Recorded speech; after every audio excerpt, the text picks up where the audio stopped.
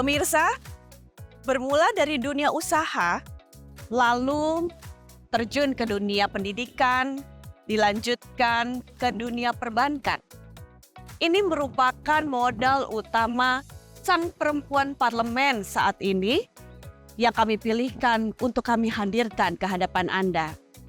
Dan kini beliau telah berkeputusan untuk terjun ke dunia politik yang bertujuan untuk mewujudkan mimpinya, yaitu membantu orang banyak dengan berbagai kegiatan sosial dan menitipkan sebuah kenang-kenangan, amal ibadah, dan ilmu yang bermanfaat bagi banyak orang.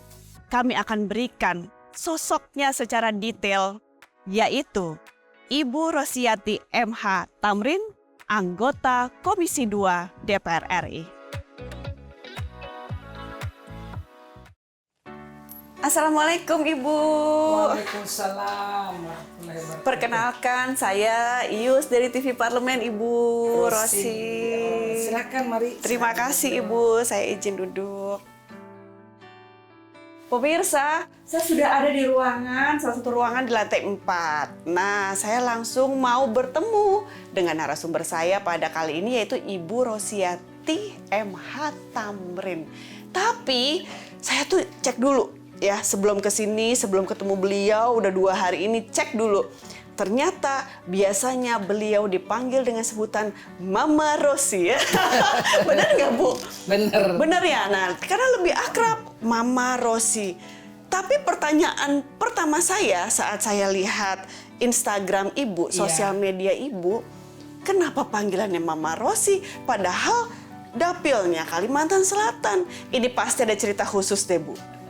Apa ceritanya sehingga kami-kami ini serasa lebih akrab dengan sebutan Mama Rosi? Ya, kan kalau di Kalimantan Selatan tuh kan familiarnya tuh panggil orang tua tuh mama.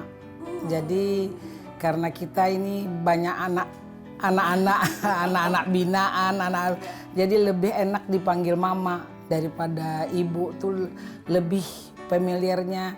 Kalau saya dulu panggil orang tua saya juga bukan ibu, tapi panggilannya mama. Mama, Ya, jadi mama. kayak bukan pakai hak, jadi kayak agak tanda petik di atasnya Ya, mama.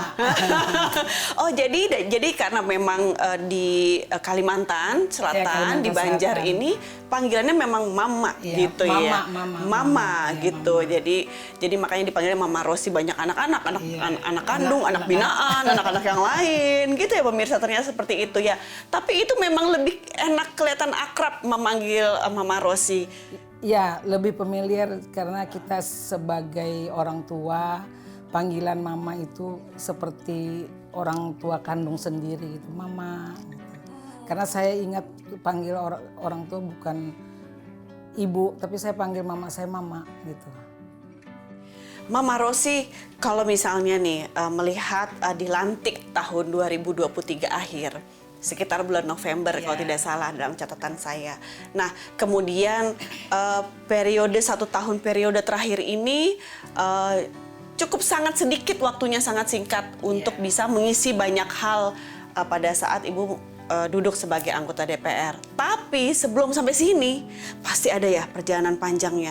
Sehingga Mama Rosi dari pertama kali memutuskan diri masuk ke dunia politik sampai akhirnya masuk Senayan. Nah, ada nggak cerita singkatnya buat pemirsa? Panjang sih ceritanya, bukan singkat. Berarti harus disingkat, Mah. Iya, bisa saya singkat. Pertama sekali saya itu menjadi anggota DPR Provinsi Papua. Jadi DPR Provinsi Papua itu saya 1 periode, banyak sekali hal-hal yang saya prakarsai selaku wakil ketua komisi waktu itu dan sekretaris komisi. Di sana sebutannya komisi B, kalau kita komisi 2 di sana. Dari situ sebelumnya saya juga membangun pendidikan di sana. Sampai sekarang masih Universitas 10 November Papua sama PT Bank Perkreditan Papua Mandiri Sejahtera. Nah, perjalanan ini saya sudah membangun di daerah orang. Jadi saya perlu juga pengen membangun di daerah kelahiran saya sendiri yang dulu saya pernah jadi mahasiswa teladan di sana, pernah jadi PNS di sana, pernah jadi artinya Galuh Banjar di sana. Jadi saya pengen kembali ke daerah saya untuk bagaimana sisa hidup saya ini mengabdi kepada tanah kelahiran saya. Jadi begitu ceritanya. Nah pemirsa, kalau misalnya ternyata Mama Rosi ini sebelumnya adalah anggota DPRD dari tanah Papua. Kalau sekarang ini katanya sudah jadi Papua Pegunungan provinsinya ya Mah ya? Ya, ada 2 provinsi jadinya.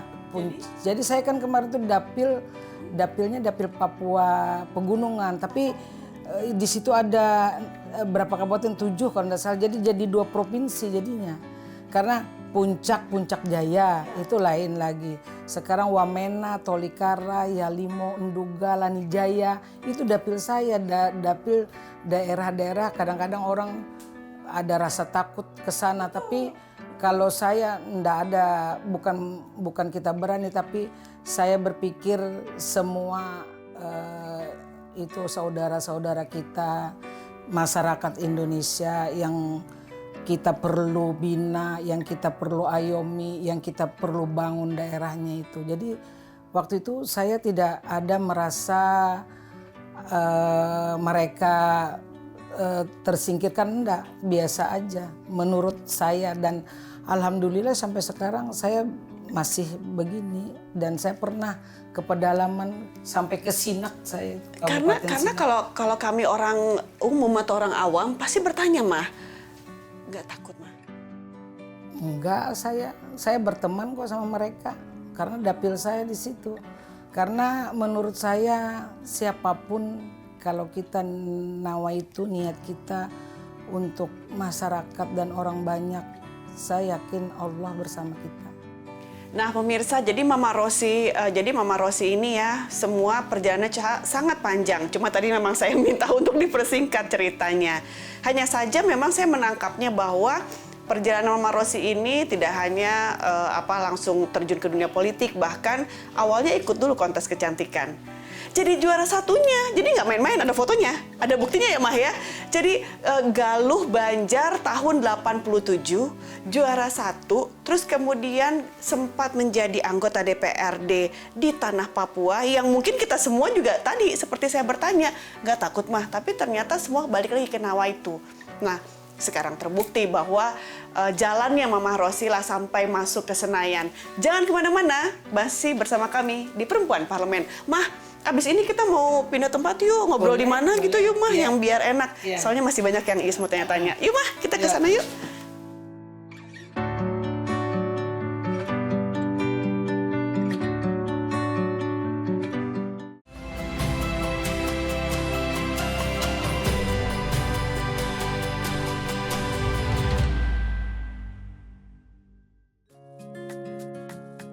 Mah, ini kan masih di lantai 4 ya? Iya. Tadi kan kita dari ruangan Mama. Sering nggak sih Mama kesini? Ya, nggak juga sering. Nggak juga ya? Paling kita mau kalau sudah suntuk, ya duduk di sini sambil ngopi. Gitu. Yuk kita duduk yuk Mas, sini ya Mas, sambil ngobrol-ngobrol.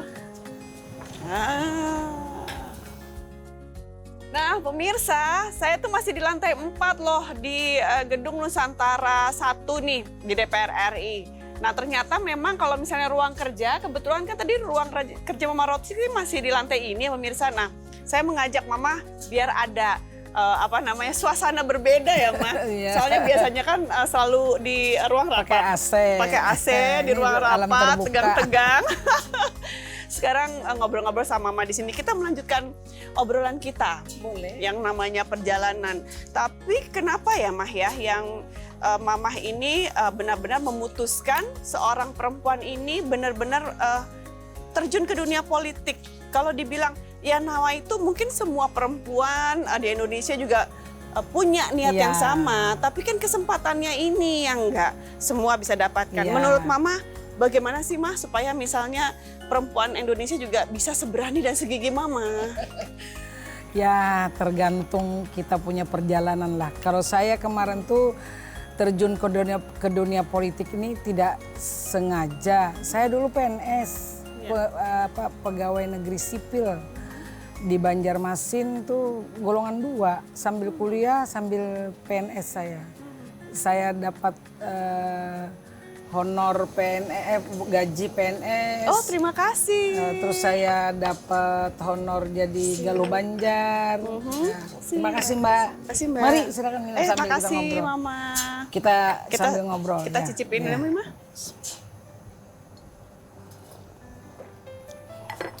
Terus saya di Papua itu tadi perjalanan saya karena melihat pengasingan Bung Karno. Jadi saya ngelihat itu rasa kebangsaan kita sebagai anak bangsa yang menikmati kemerdekaan ini, apa yang kita perbuat. Bung Karno seorang proklamator yang berjuang memerdekakan bangsa negara kita ini sampai beliau diasingkan di mana-mana dan di Bopendigul. Saya keluar air mata saya melihat pengasingan beliau yang 1 meter kali 1 meter di bawah tanah. Disitulah saya bertanya, apa Partai Soekarno? Saya tidak mengenal PDI Perjuangan, saya hanya mengenal Soekarno yang mempunyai ideologi yang sama dengan negara kita.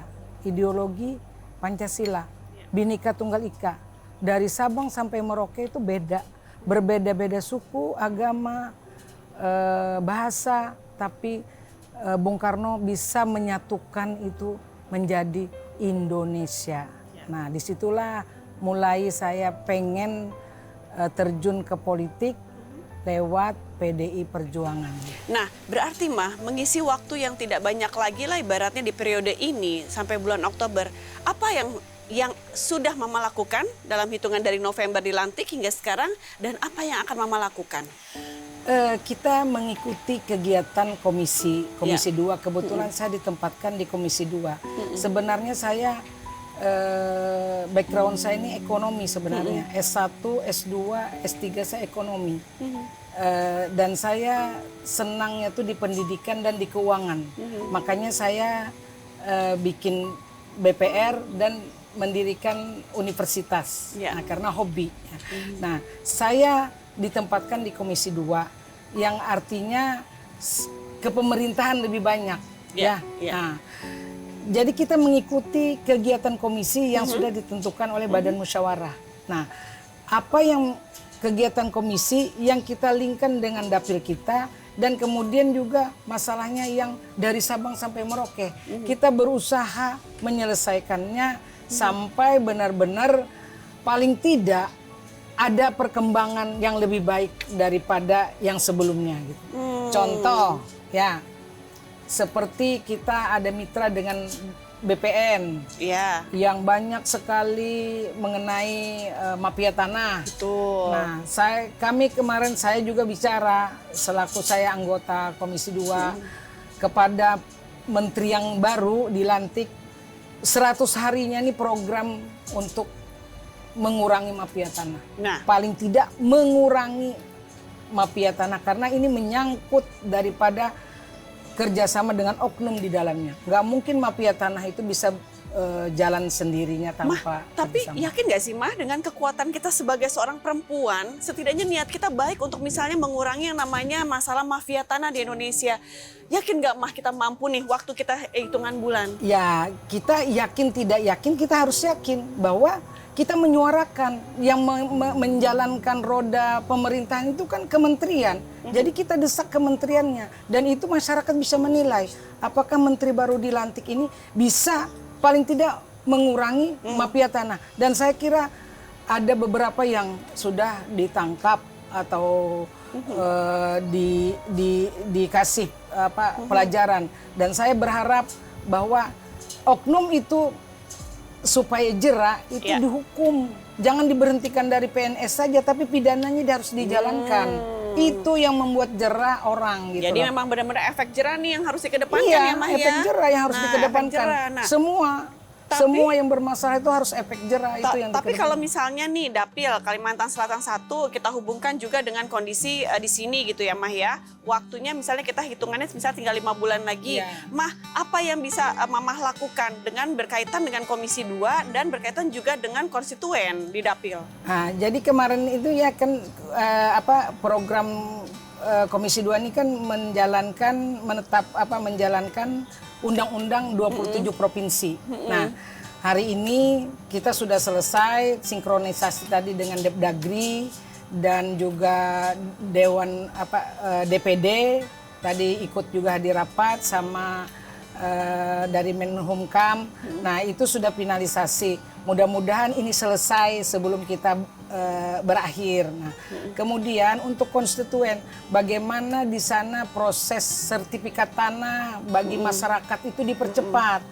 Artinya diperluas, diperbanyak dan sebagainya itu. Sesuai dengan tupoksi kita gitu. Mah merasa terbebani nggak sih? Kan ini kan pasti kita ada target. Terbebani nggak sih dengan kondisi kita nih tinggal mengisi beberapa bulan? Terbebani nggak sih Mah dengan target-target yang ada? Ya memang kita tidak bisa maksimal, tapi kita paling tidak ada kenang-kenangan selama kita menjabat, bahwa kita sudah berbuat sesuatu, bahwa kita sudah mengutarakan aspirasi masyarakat kepada pemerintah, kepada kementerian, tinggal bagaimana kementerian itu menjalankannya. Siapapun orangnya, jabatan itu pemberian yang harus kita laksanakan secara amanah, yang harus kita laksanakan secara tanggung jawab. Bukan tanggung jawab kepada sesama manusia, tapi yang lebih diutamakan lagi tanggung jawab kepada Allah Subhanahu wa Ta'ala. Pemirsa, kalau kita bicara masalah kenang-kenangan, kan biasanya kan kalau kita minta atau dikasih kenang-kenangan berupa barang. Tapi buat Mama Rosi, kenang-kenangan yang sejati adalah bukan harus terlihat seperti barang bagus yang diberikan kepada kita, tapi kenang-kenangan apa yang bisa kita titipkan untuk setelah kita nanti. Setidaknya pada saat selesai masa jabatan, ke depannya apa yang bisa dilanjutkan oleh anggota DPR RI selanjutnya dan untuk diterapkan di daerah pemilihan pada khususnya, tapi Indonesia secara keseluruhan. Tapi tetap kita percaya bahwa Tuhanlah yang telah akan mengatur semuanya. Jangan kemana-mana, masih di Perempuan Parlemen. Mama minum lagi. Ayo.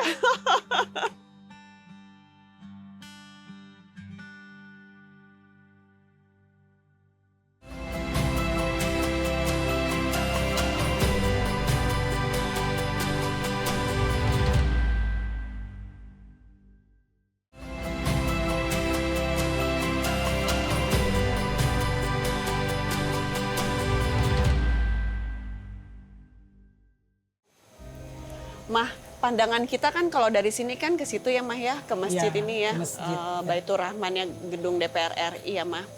Kenapa kira-kira menurut Mama ya Yus tuh lebih memilih pandangan Yus tuh ke sana? Kira-kira Mama bisa menebak nggak? Saya sudah bisa nebak ya.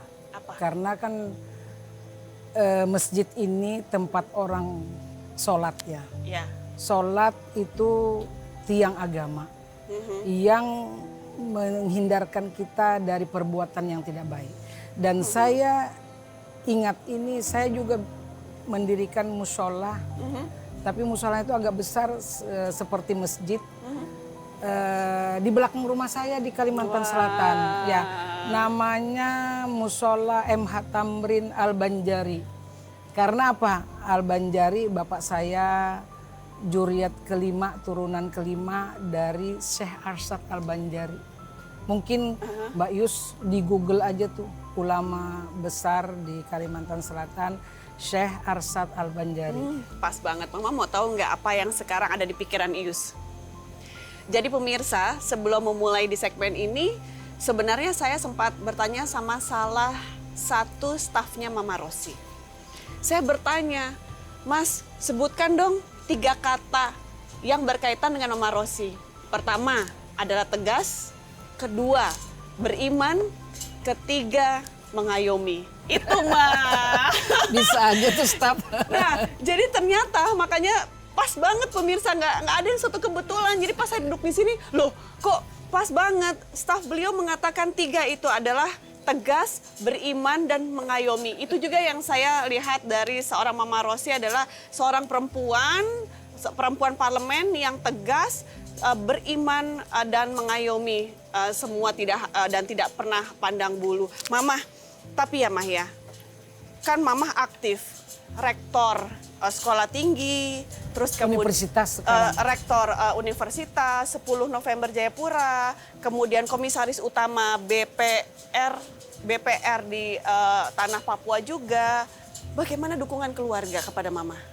Dengan begitu banyak kegiatan. Kebetulan ya anak saya cuma 2, satunya dokter. Dia dokter umum yang sekarang kerja di klinik, dan satunya dia sekolah dari Jepang. Saya hanya memberikan motivasi kepada anak, kalian lebih baik daripada saya gitu. Kalau misalnya mamanya dokter, anaknya paling tidak profesor atau lebih tidak lebih baik daripada mamanya gitu. Itu dorongan keluarga. Mereka hanya support. Mama, kalau menjadi anggota DPR yang amanah, ya, ini saya merinding kalau gitu. Jangan merusak nama baik keluarga, apalagi Mama, orang tahu juriat Mama ulama gitu. Jadi betul-betul kerja itu amanah dan jangan merusak nama baik keluarga. Cuman itu. Mama Rosi ini paling seneng kalau misalnya rapat di komisi aja siap pantun. Sebelum saya melanjutkan pertanyaan saya pengen deh Mama Rosi bacain dulu satu pantun buatannya yang selalu juga biasanya dibacakan. Ayo Mah, bacain dulu sebelum Yus nanya-nanya lagi. Ini pantun ini saya titipkan kepada para pemimpin, para legislator yang terpilih. Pahit rasa di daun sirih, Cakep. dimasak oleh Siti Aminah. Cakep. Bila saudara sudah terpilih, jadilah pemimpin yang amanah. Sesuai pesan Bapak. Ya. Yang Satu lagi.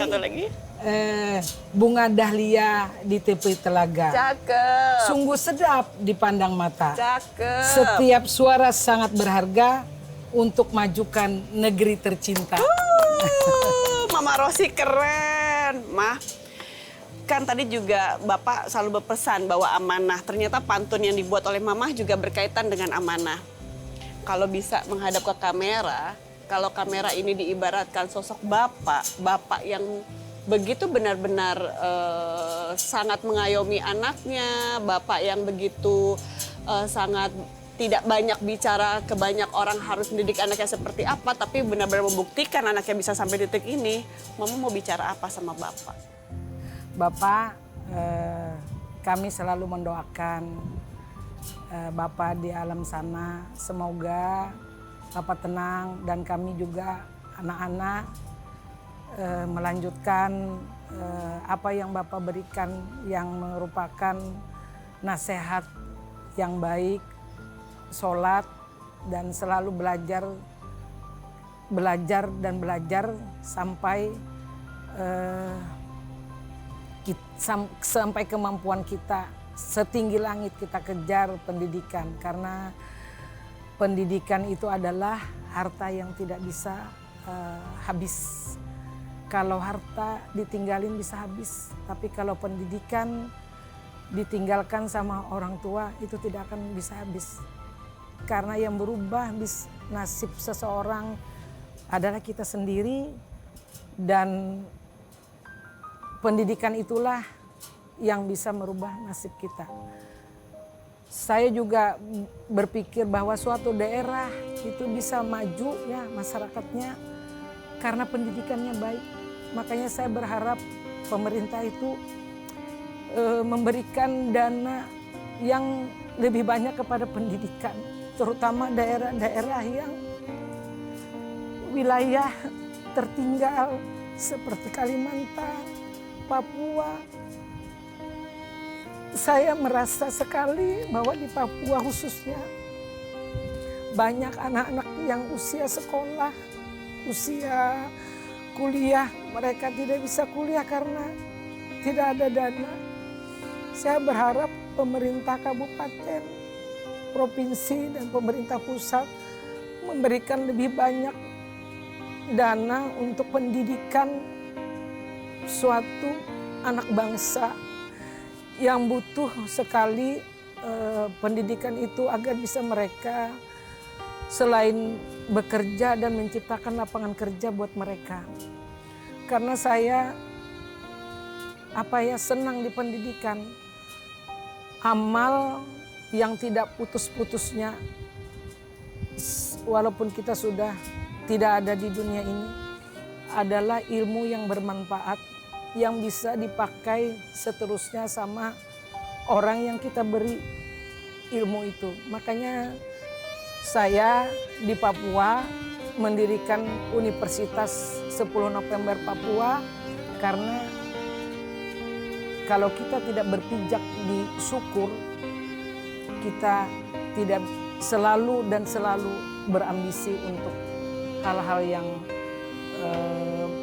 duniawi, sehingga apa yang kita kejar menghalalkan segala cara. Saya berharap pemimpin bangsa kita, teman-teman legislator yang akan duduk di sana, marilah kita membangun bangsa ini dengan betul-betul berjiwa amanah yang dititipkan sama kita jalankan dengan baik dan konsekuen. Mungkin itu saja dari saya. Terima kasih Mama. Pemirsa, saya di sini merasakan dari getaran suara Mama, dari tatapan mata Mama saat Mama mengutarakan rasa Mama tadi, ini merupakan satu bentuk bahwa Mama membuktikan kita tidak bisa hanya modal niat aja, nawa itu saja, tapi Mama turun langsung ke bawah. Ini yang saya lihat dari sosok seorang Rosiyati MH Tamrin, benar-benar turun ke bawah. Langsung lihat di bawah, tidak melihat dari atas saja. Nah, dan tidak ada yang kebetulan pemirsa. Beliau dilahirkan tanggal 10 November. Iya. Beliau mendirikan universitas dengan nama 10 November di Jayapura. Dan beliau dilantik menjadi anggota DPR RI pada bulan November juga. Ya. Nggak ada yang kebetulan, Mah. Iya. Semoga semua niat baik Mama akan menjadi sinar dan surya Iya. Amin. untuk anak-anak Amin. bangsa penerus kita semua. Amin. Amin. Makasih ya, Ma. Makasih sama-sama. Makasih ya, Ma. Sama-sama. Maju terus perempuan Indonesia. Sampai jumpa. Dah.